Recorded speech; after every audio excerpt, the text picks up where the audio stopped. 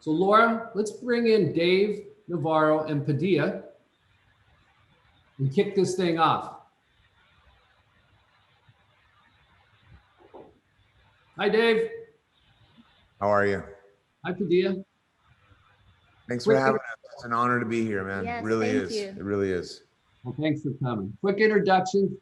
Dave is a well-known musician, activist, and artist. He is here today with Padilla as part of the collaborative art project Dual Diagnosis. Padilla is a Los Angeles-based street artist, designer, and writer. Her work can best be described as psychological commentary. So a little background before we start.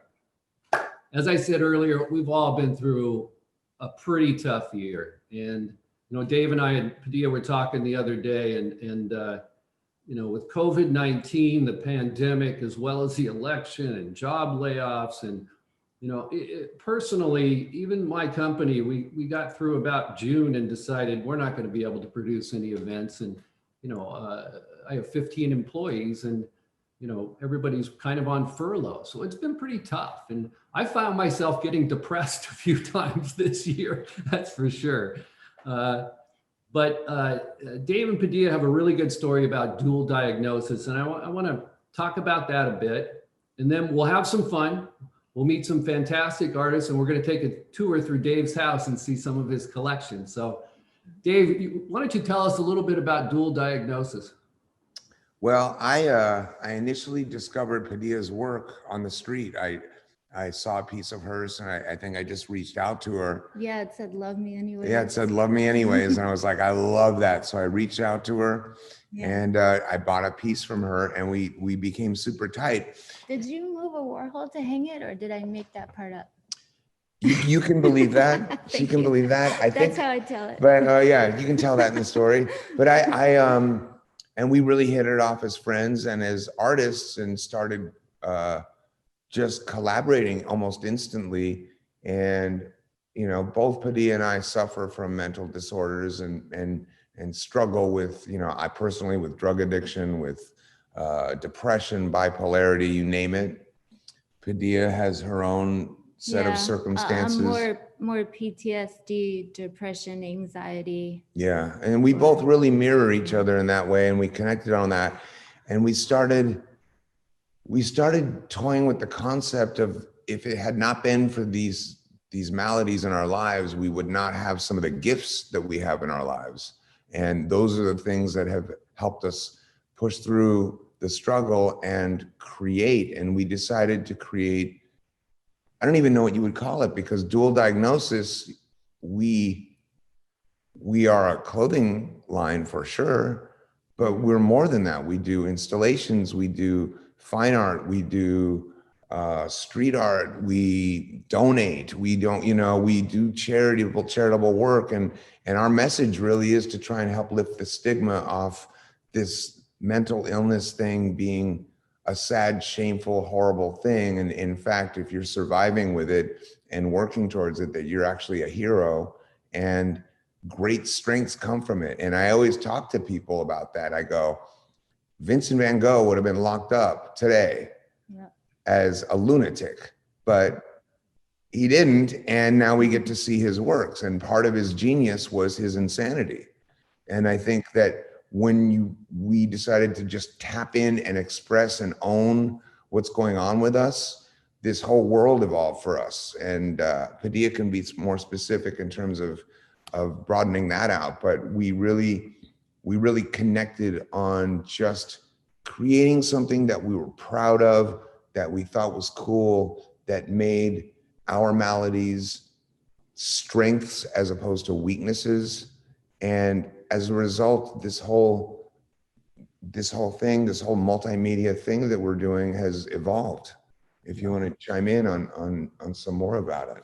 Yeah, I mean, I would say we're kind of working to create a reframe here, you know, because there are cultures where if you're schizophrenic, they believe that you have one foot in two worlds. And, you know, isn't that beautiful? And isn't that enchanting? Don't you want to know someone like that? Yeah. You know, instead of our culture here where it's disease and fear.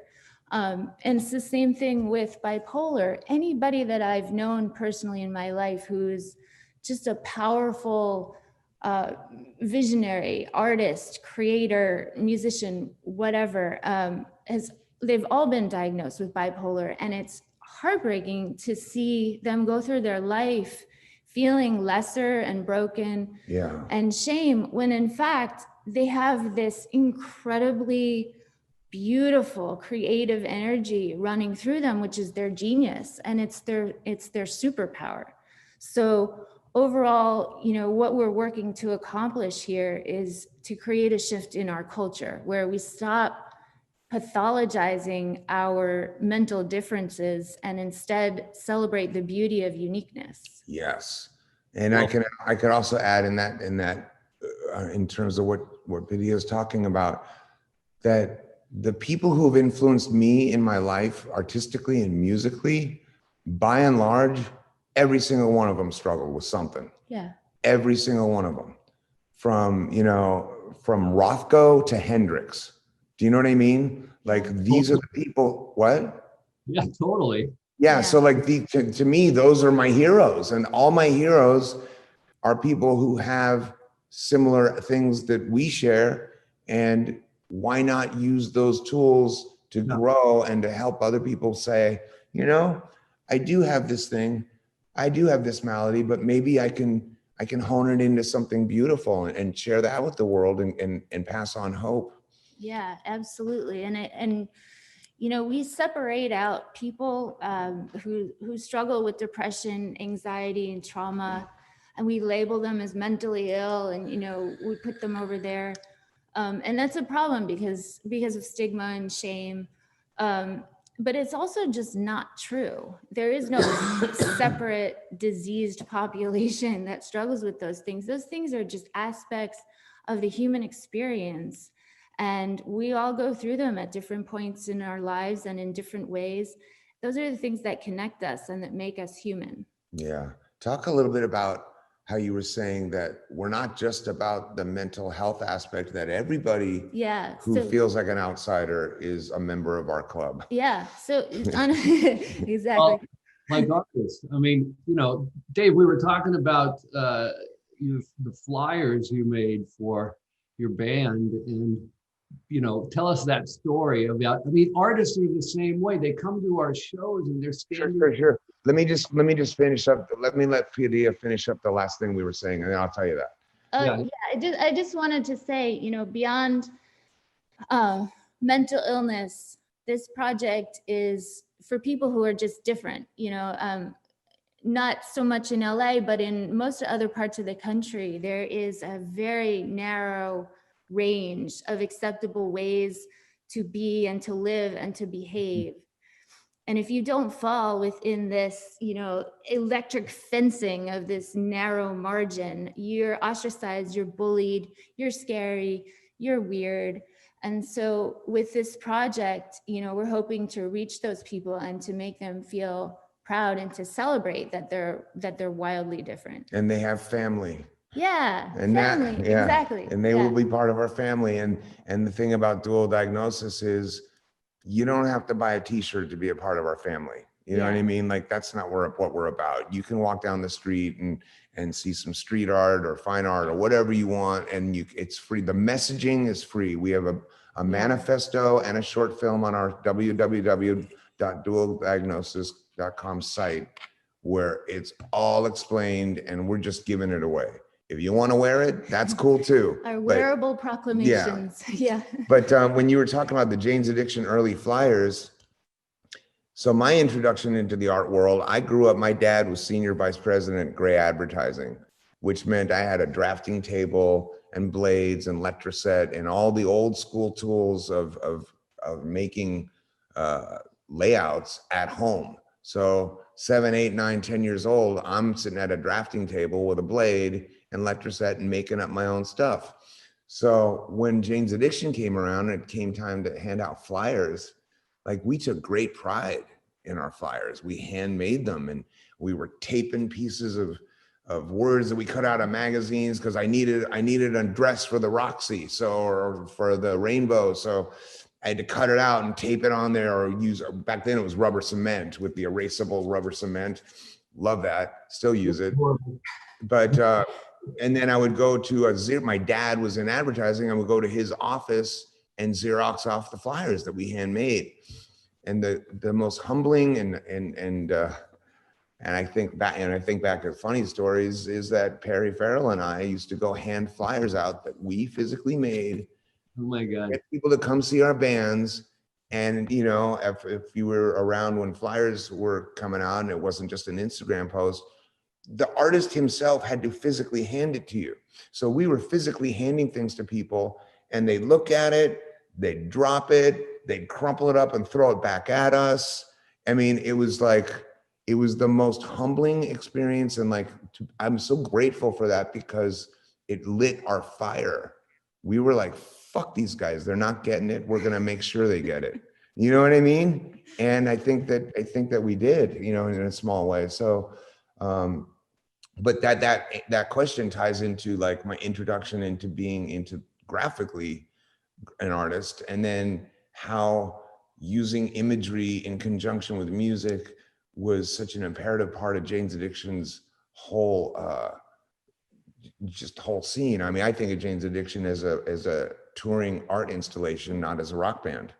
And so that to me was my early days. And then I grew up and got older, and I got into oil painting, and my OCD wouldn't allow me to get oil paint everywhere because it gets everywhere. So it makes sense that an ex-oil painter with OCD would form dual diagnosis to still be creative, but not have to worry about the you know, my paintings drying for 30 days. Right. You need spray paint and something quick. Yeah, I want instant, I want fast. And when it comes to stuff on the street, I love watching the deterioration. Yeah, it's a fascinating medium on so many levels. And that's one of them, the deterioration. It becomes, you know, there's so many iterations that it goes through. Yeah, it becomes its own. Yeah. Yeah, for sure. You can drive all over LA and see. Well, yeah, but you can put something up and then drive by it a week later and it looks completely different, and other people have put stuff up and the rain fucked up your paste or your paint or whatever it is, and it's like, you're like, wow, that looks fucking cool, I wish I did that originally. But you get ideas from watching the deterioration. Like, even things you don't want to happen inform the next thing. You just have to be open to all those things. Right. Yeah, you have to let go of all control. Yeah, it's like I always tell Padilla when we're working and we hit a struggle, I always tell her, or like we hit something that we don't think we can get past, I always bring up Bruce the shark from Jaws, because when Steven Spielberg made Jaws, that shark did not work, which is why we don't see it for 2/3 of the film. And because we don't see it for 2/3 of the film, it is much scarier. And he had to make it work. And so, like, there's always Bruce the shark somewhere in every mistake, and you just got to be willing to find it. Yeah. Well, how about we see, we're going to play a video, and you're going to kind of tour us through your house and some of the pieces you've collected, right? Yeah. Okay. So these are some collectibles that I've acquired over the years. This is my favorite, one of my favorites, Robbie Canal, the original Contradiction Reagan painting. And that was the first piece of street art that I saw as a kid that spoke against the government. And I realized that, wow, we're allowed to have a voice on the street, and it inspired me. This is Richard Hamilton, also known as the Shadow Man, one of the greatest artists of that scene with Basquiat and Warhol and Herring, and he just got lost in his own insanity. And it's one of my prized possessions. This is my buddy Thrashbird, is a wonderful street artist and a brilliant guy. Up there, you'll see Cornbread, and there's Bells of St. Mary's Warhol. This is Miss Me, who did this wheat paste on my bedroom door. So imagine inviting women into there. They're not really stoked about it, but and then this is a local guy, Fiend Club LA, who just does these original silk screens. Every one of them's different. This is Al Diaz, Samo, the other half of Samo, Basquiat and Al Diaz. So I had him come and he blasted in my house. Speaking of the Warhol connection, you know, I've always had a fascination with that. And so here we have some of the Marilyns, the Black Marilyn being my prized possession, I guess, of the collection. That to me is the grail. But to me, it all speaks to the Warhol factory scene more than just the imagery. There's history behind it. A current guy, Free Humanity, did those hearts, and he's a fine artist as well. This is Jamie Reed, who designed the Sex Pistols cover. So again, music and art coming together in a really, really profound way that's iconic. Very simple, hand-drawn Basquiat right there, which I paid very little for in the 80s. This is another Al Diaz Samo piece, and you can see Danny Menick on the walls. This is Chaz Bjorquez, and forgive me if I mispronounce his name, one of the greatest all-time writers and artists. And I think even Retina studied under him. This is a Shepherd Fairy that he made for me because he loves our band so much. And there's one of the original Keith Haring chalk drawings from the subways. Wow. And you know, that those to me, they just go together. They're saying the same things. And here's the electric chair suite. When I'm sorry about the glare, I couldn't afford museum glass. With what these things cost, and then they charge you for museum glass, you're like, fuck that. But so this is the full suite. It's the 10 electric chairs, and I found the juxtaposition of the color and the imagery being so mind-blowing. This is Ethan Arman, who is an 8-year-old. I think he was 5 or 8 when he drew that. And so those were wheat pastes that I was seeing all over town. And I was just so floored by them because they had this freedom to them, this Basquiat freedom to them. And when I found out that it was a child that had drawn the original piece, I was like, no wonder, because that kid's out of his head. He's not thinking. He's not judging as he goes. That's why it resonates. That's why it's true. And so I reached out to his dad, and his dad put those up in my house. And I mean, that's just a small tour. You can see behind me the Al Diaz piece right there. And right here is a little piece by Teacher, who's just one of the most amazing stencil cutters I've ever seen. I mean, I can go on for days about the house, but no, it's totally cool. I really want this thing to be a time capsule of all the art that I love and the people who've inspired me, and have it stand long past my death for people to come in and look at as a snapshot into the era that we're living through, much like if I could go back and look at the Nixon era and the art that was coming out of that in one structure. I want this to be that. I like that. Curating your own collection. Yeah. For sure. Well, yeah, absolutely. I mean, I don't even have to curate it, because when I curate stuff, then it's hopefully for other people to enjoy. For me, it's just like, I like that, and it's going here, you know, and it's not for anybody else. I'm glad to share it with you, but you know, I wouldn't call it curated. I would just say that I'm gravitated towards the stuff I love. I got to throw some art terms out there once in a while, all right? Yeah, you know, that makes sense. All right, so for those of you watching, I'm going to ask you to check out 3 booths here on the RAVE site right now. And, you know, like I said earlier, you can kind of do that while you're still listening to us. Those 3 booths are Dual Diagnosis, Life After Death, and Padilla's booth page is Unfuck Yourself. So those are the 3 booths that you should check out now. But it's UNFUK, yourself. Forgive me, Mom. Well, I don't want them to search it and not find it. And also, she cleaned it up for the kids. That's kind of nice. Right. So it's less offensive. Less offensive without the C somehow. Yeah. Well, Dual Diagnosis made a super cool video. I was blown away by it. I thought it looked so professional. It looked like something you would see at at Art Basel. You know, like you walk into a video room and see this. It was so well done. And we're saving that to the end of the event today. We're going to play it. It's the last thing we're going to exit with. And I want everybody to hang on to that. And then we'll post it on our site so you can see it. Yeah. Yeah, I think the thing about the video that's so important is it really gives an inside peek as to what we're doing, that this is not a merch company. Yeah. Like, we really take our time and care and hand make every little thing, including everything you see in that movie. Padilla and I handmade, and we came up with the concept, and we wanted that. We've created two heroes that are characters insulated in their own environments because they're so terrified of the outside world. Yeah. That's why they're in these weird suits, which are actually dive suits from the 1700s. So we refurbished them, and our friend Lainey Chantal recreated them beautifully, and she's an amazing effects designer and costumer. So if you get a chance, check her out too. But she did all those, and we made the rest, and we plan to make more films. Yeah. And set up more installations so people can walk around in those films.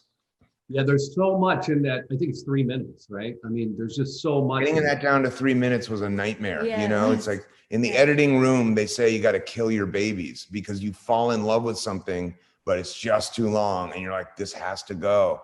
I mean, I would have made that thing 6 hours long if I had my way.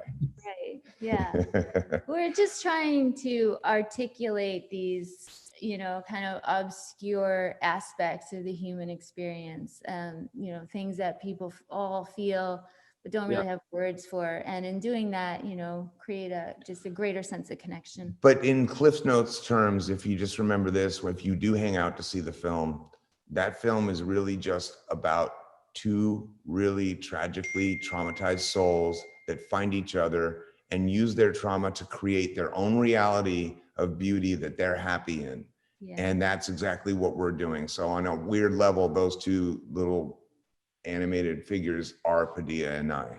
Yeah, I got that. And at the end, the color that's brought back into it is spectacular. So those are all made out of handmade Rorschach inkblot designs that we did and built little figures out of them. So our logo is the Rorschach design because it's such an archaic, you know, he told his patients that there's no wrong answer looking at those ink blots.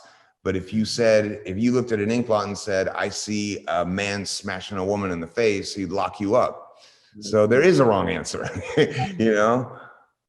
Yeah. But so we're playing on a lot of the ancient archaic ways that psychiatry and healing was forced on people. And we're also just kind of lifting the stigma. And one brilliant thing that Padilla always says is that when military soldiers come home after seeing horrific events, right?